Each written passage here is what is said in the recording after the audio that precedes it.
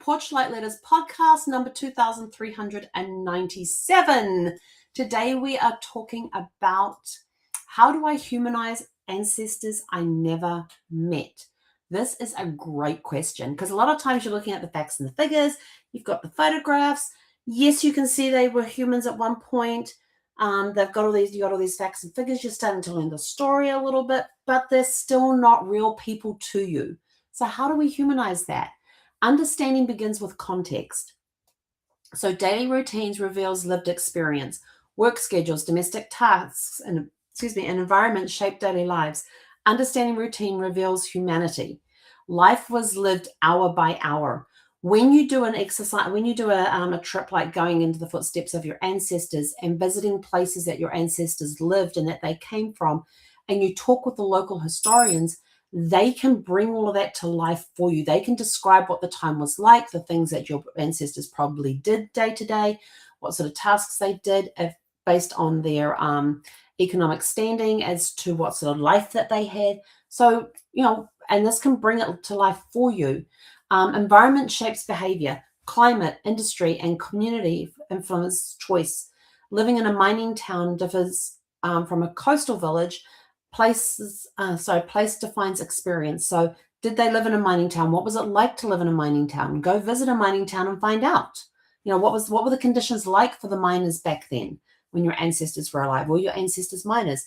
My second great grandfather was killed in a mining accident. So he was a miner and killed in a mining accident. My second great grandmother's second husband, after her husband was killed in a mining accident, married another miner.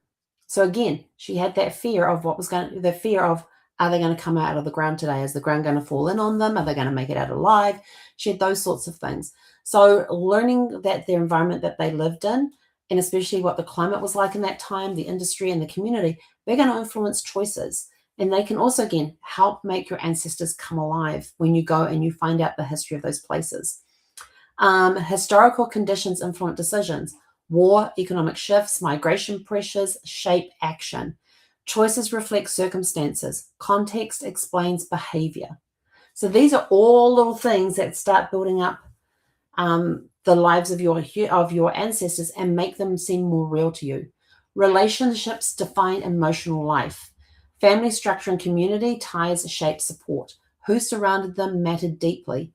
People lived relationally. Well, a lot of times you'll find that families moved together in some situations. Migrations, when they were moving from one country to another, quite often it was family groups that were moving together. Context allows empathy. Understanding their world creates compassion.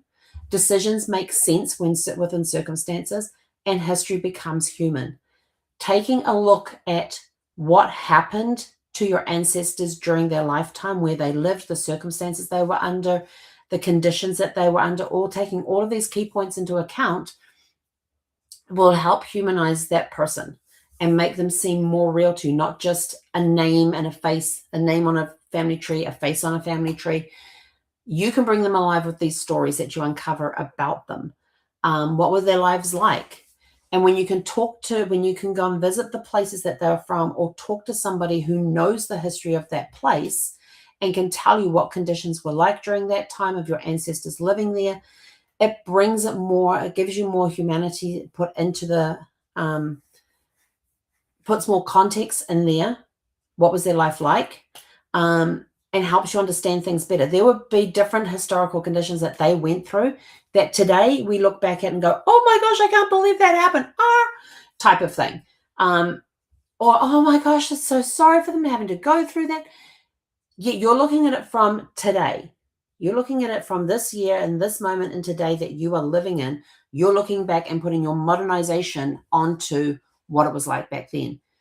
You have to put it into context. What was it like for them back in that time? So this is understanding the history of the place, because when the understanding creates connection to those people. When you can go to those places and you can walk in the streets where they walked, you can walk the land that they lived on, and in some cases you can see the houses that they may still be around that they grew up in. It starts making that physical connect, that emotional connection with that person, and suddenly they become a human, not just a name on a tree or a photo on a tree. with some dates. They are now becoming human because you're understanding their story. So your practical takeaway is study environment, routine, and the historical setting. If you want help humanizing ancestors, send us a private message and let's get on a Zoom call and a 30-minute no obligation free discovery call to help you learn how to humanize your ancestors. And in closing today, people become real when their world becomes real.